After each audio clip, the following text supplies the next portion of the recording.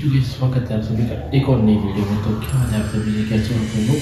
So guys आज की इस वीडियो में ना मैं आप लोगों को कुछ टिप्स देने वाला हूँ सोशल मीडिया में कैसे आप फेमस हो सकते हैं। लाइक आप लोग कैसे सोशल मीडिया में किसी भी प्लेटफॉर्म में मिलियंस फॉलोअर्स मिल सकते हैं। किस प्रकार आप रियल लाइफ में नहीं रियल लाइफ में भी मतलब आप लोगों के पीछे लोगों की लाइन लगी रहेगी फ़ोटो खिंचवाने के लिए। ये टिप देने वाला हूँ मैं आज की इस वीडियो में। और साथ ही साथ मैं बात करने वाला हूँ हमारी फेमस वड़ा पाव दीदी के बारे में आज की इस वीडियो में। तो आप भाई मेरा टाइम वेस्ट किया वीडियो को शुरू करते हैं। तो चलो भाई देखो अब मैं क्या करता हूँ।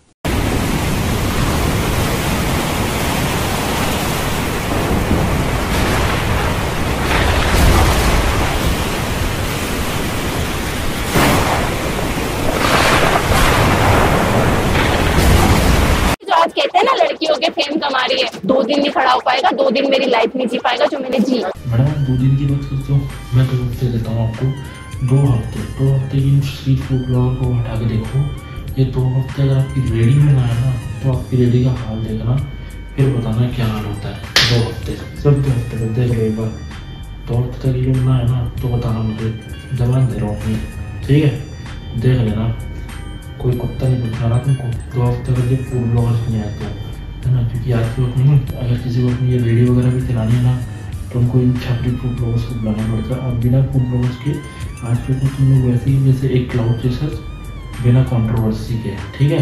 आज भाई को दिख रहा है 350 गज की कोठी छापेगी तो बहन मेहनत करके छापेगी ना, तेरे क्या दिक्कत जा रही है। मैडम बहुत मेहनत करती है, इसलिए बहुत मेहनत करती है और इतनी मेहनत करती है कि वो जानती है कि जब मैं मेहनत करूँगी तो 350 गज की कोठी तो ले ही लूँगी इसी सिलसिले में। और इतनी मेहनत करनी भी चाहिए क्योंकि वड़ा पाव बनाने में इतनी मेहनत नहीं लगती जितनी मेहनत क्लाउड चेसर फूड ब्लॉगर्स को पैसा दे के अपनी रेडियो में बनाने में लगती है। ये सही बात है कि नहीं मैडम? सब देख लिया। रिश्तेदारों को बदलते हुए देखा, सबको छीनते हुए देखा, रोटी गई को बहुत कुछ करा है सर, बहुत सब खो के मिला। माँ छीन गई, बाप छीन गया, रिश्तेदार छीन गए, नानी माँ जिनने पाल पोस के बड़ा किया वो छीन गई। आसान तो था ही नहीं मेरे लिए। मैडम बहुत मेहनत करती है, इसलिए बहुत मेहनत करती है और इतनी मेहनत करती है कि वो जानती है कि जब मैं मेहनत करूँगी तो 350 गज की कोठी तो ले ही लूँगी इसी सिलसिले में। और इतनी मेहनत करनी भी चाहिए क्योंकि वड़ा पाव बनाने में इतनी मेहनत नहीं लगती जितनी मेहनत क्लाउड चेसर फूड ब्लॉगर्स को पैसा दे के अपनी रेडियो में बनाने में लगती है। ये सही बात है कि नहीं मैडम? मैं इस बात से आगे करता हूँ क्योंकि आप बहुत ही बुरे स्टेज से निकली है, आपने बहुत ही बुरी चीज़ें देखी हैं। लेकिन मैं एक चीज़ और पूछना चाहता हूँ, एटलीस्ट थोड़ी नज़र लॉ एंड ऑर्डर बिल डाल दी कि स्ट्रीट वेंडर्स के लिए क्या लॉ है, सरकार ने क्या लॉ बना रखे हैं। क्योंकि लॉ एंड ऑर्डर की तो आपने बोलना नहीं चाहता हूँ, आप लोग कमेंट करके बता देना मैं क्या बोलना चाह रहा था, है ना। आगे बढ़ते हैं अपन।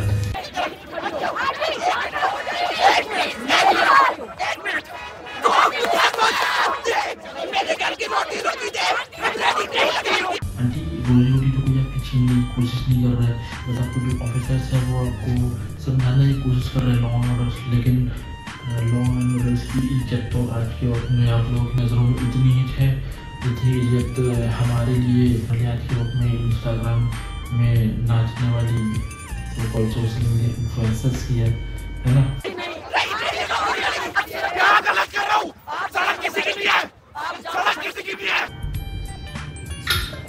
हाँ भाई, रोड किसी के बात की नहीं है ना। और ना ही रोड तेरे बात की है ना। और ना ही सरकार प्रशासन लॉ एंड ऑर्डर तेरे बात के है ना। ये सब सरकार के हैं और लॉ भी सरकार ने ही बनाया है। और अकॉर्डिंग टू द लॉ अगर आप बिना परमिट के कोई भी अगर रेडी लगाते हैं तो उसके लिए आपको फाइन भरना पड़ सकता है और आपको सज़ा भी हो सकती है। ये लॉ कहता है विदाउट परमिट अगर आप कोई भी रेडी लगाते हैं वो इलीगल होता है, ऐसा लॉ का कहना है, मेरा नहीं, ठीक है। तो ये बात समझ लो, तो इसलिए रोड में अपनी रेडी हटाओ अभी के लिए, ठीक है। अगर गलत बात का विरोध कोई नहीं करता, गलत को गलत नहीं करता तो वो कोई नहीं परमिशन लेटर ले रखे उन्होंने, दिखा दो। भाई पहले मैडम जी को दीदी का परमिट दिखा दे, फिर उसके बाद मैडम जी वीडियो का परमिट दिखा देगी।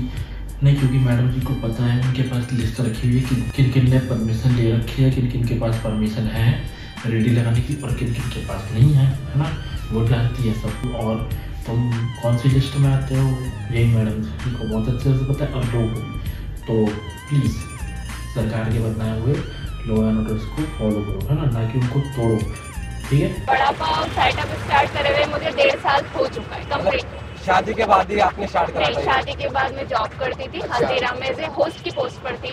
मेरे हस्बैंड भी जॉब करते थे। हमारा एक छोटा सा 2.5 साल का बेटा है, उसकी तबीयत ठीक नहीं रहती, उसका इम्यून लेवल डाउन है। लास्ट ईयर उसका डेंगू हो गया था। डॉक्टर ने उसे कहा कि नहीं आपको ध्यान रखना पड़ेगा। फिर जॉब दोनों ने छोड़ी। मैडम बहुत ही ज़्यादा इमोशनल स्टोरी मेरे तो आंसू निकल आए।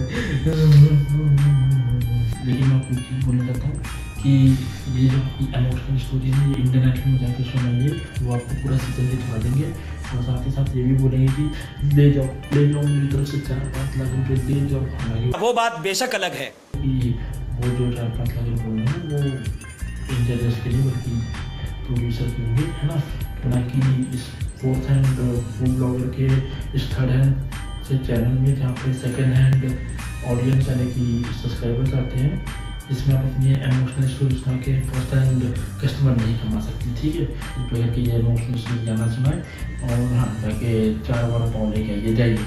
और 1.5 साल पहले शादी जब हुई थी, हमारा एक छोटा सा 2.5 साल का बेटा है। जब शादी 1.5 साल पहले हुई तो बेटा 2.5 साल का कैसे? 1.5 साल पहले शादी जब हुई थी। चलो खैर, आपका परिवार आपकी कैलकुलेशन, हमें क्या, हमें तो वड़ा पाव खाने से मतलब है। लगाओ फटाफट दो। एक टोकन में 4 मिल जाएगा ना? एक टोकन में 4 है। बस यही वजह है कि मैं कहता हूँ कि इंटरनेट में रोती हुई लड़कियों को और इंटरनेट में चलती हुई लड़ाइयों को कभी सीरियसली मत लेकर, कब फेक हो जाए क्या पता, है ना।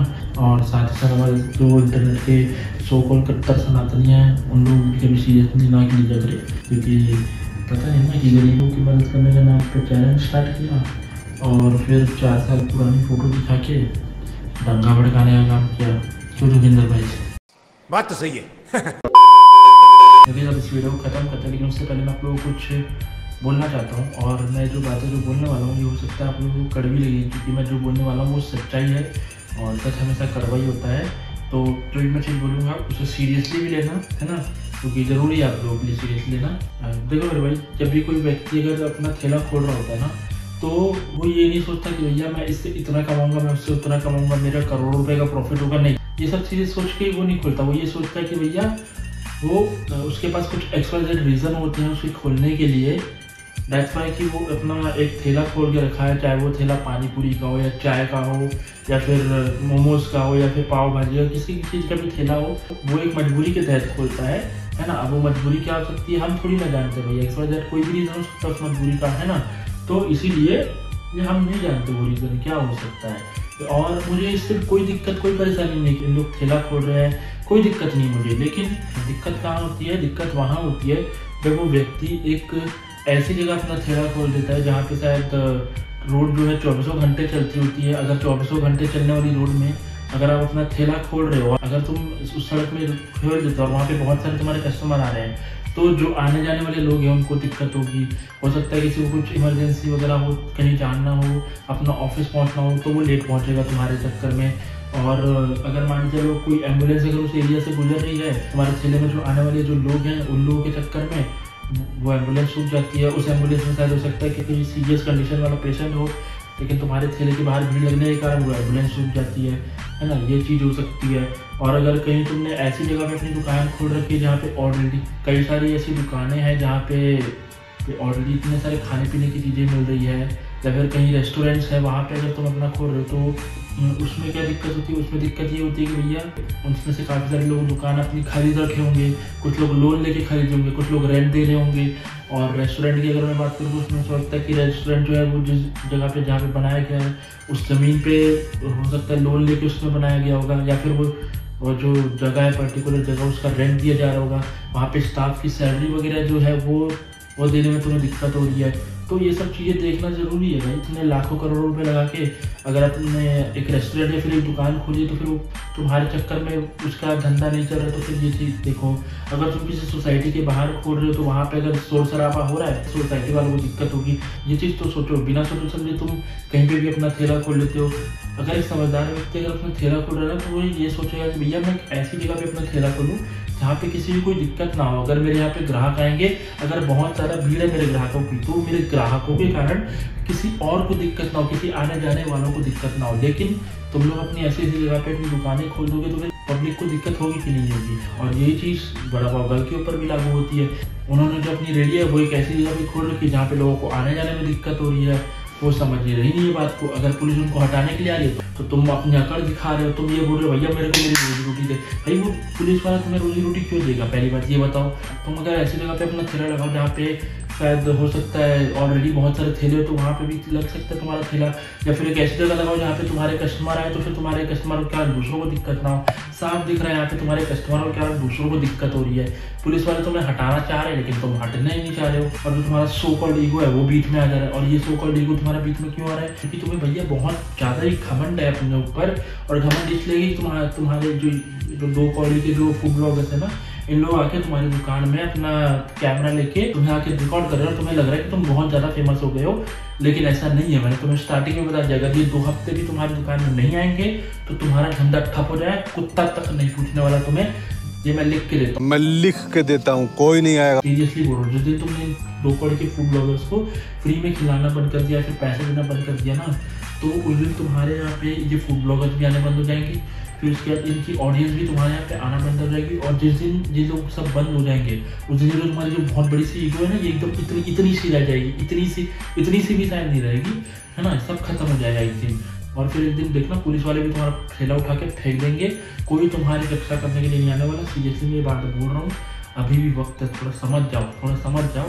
तुम्हारा ठेला उठा के कहीं और शिफ्ट कर लो। मैंने बताया ना कि कोई भी व्यक्ति अगर अपना ठेला लगाता है तो वो एक ऐसी जगह देखता है जहाँ पे भैया मेरे ग्राहकों के कारण किसी और को दिक्कत ना हो, या फिर ऐसी जगह लगाते हैं जहाँ पे थोड़े बहुत 2-4 ठेले लगे हुए या फिर एक साथ ठेलों की लाइनें लगी हुई, वहाँ जाके ठेले लगाते हैं। ना कि एक पब्लिक प्लेस में आके घेरा जमा के बैठ जाता है वहाँ पे कि नहीं भैया मैं तो भैया यहीं पे अगर मैं अपना धंधा चला रहा हूँ या चला रही हूँ तो फिर मैं यहीं अपना धंधा चलाऊँगा। और कोई किसी के अंदर हिम्मत है तो आके रोक ले मेरे को, मैं तो यहीं चलाऊंगा। हाँ बेचारा पुलिस प्रशासन कुछ नहीं हो, सब तो मनाने गए है ना, तुम्हारे लिए कुछ नहीं भैया। और हाँ पुलिस से मुझे एक चीज़ याद है कि शुक्र मनाओ अभी तक पुलिस वाले तुम्हें धक्का मार के नहीं निकाल रहे। जिस दिन अगर पुलिस वालों ने परमिशन लेके आ गया ना तुम्हारे ठेले को उठा फेंकेंगे, मैं सही बोल रहा हूँ। जिस दिन उठा के फेंक दिया ना पुलिस वालों ने, तो ये जो ऑडियंस है और ये 2 करोड़ के फूड ब्लॉगर है ना, इन लोग कुछ नहीं कर पाएंगे। ये बात सीरियसली मैं बोल रहा हूँ। और हाँ फूड ब्लॉगर से भी एक चीज़ याद आई, देखो जितने भी लोग हैं जो फूड ब्लॉगर्स को फॉलो करते हैं, मैं चीज़ बोलना चाहता हूँ जो अच्छे फूड ब्लॉगर्स है ना तुम उनको फॉलो करो, ना कि ऐसे 2 करोड़ के फूड ब्लॉगर जो बेफालतू में अपना फेम लेके घूम रहे हैं, जिनके कारण तुम बेकार से बेकार जगह खाना चालू कर देते हो। और जो ये 2 करोड़ के जो फूड ब्लॉगर्स है, मैं इनको 2 करोड़ क्यों बोलूँ कि भैया इन लोग जो है ना ये आधे से ज़्यादा जितनी भी जगह खाने जाते हैं ना वो लोग फ्री में जाते हैं। और अगर इनको कोई पैसा देता है या फिर फ्री में खाने देता है ना तो ही लोग उसका अच्छा रिव्यू देते हैं। वरना लोगों को अगर पैसा नहीं मिला या फिर फ्री में खाना नहीं मिला तो उसको बोलेंगे मरा तेरे ठेले को मैं बर्बाद कर दूँगा। ये इन लोगों की ये ईगो है ना। तो फिर इन लोग जैसे 2 करोड़ के फूड ब्लॉगर्स को फॉलो करना बंद करो, अच्छे फूड ब्लॉगर्स को फॉलो करो, है ना। तो बस मुझे इतना ही कहना था, आज इतना ही। टैच फॉर टुडे।